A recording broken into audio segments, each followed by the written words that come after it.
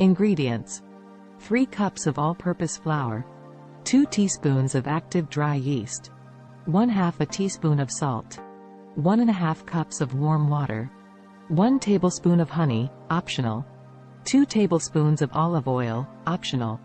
In a large mixing bowl, combine the flour, yeast, and salt.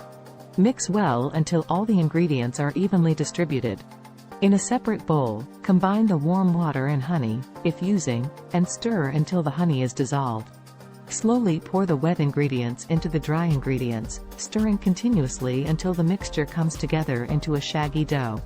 Once the dough has formed, add in the olive oil, if using, and knead the dough with your hands for 10 to 15 minutes.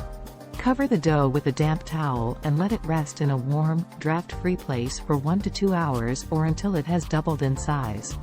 Preheat the oven to 400 degrees Fahrenheit, 200 degrees Celsius, and grease a baking sheet.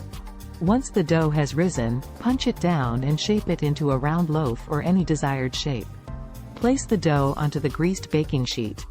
Cut a few slits on the top of the dough with a sharp knife and brush with a little bit of olive oil.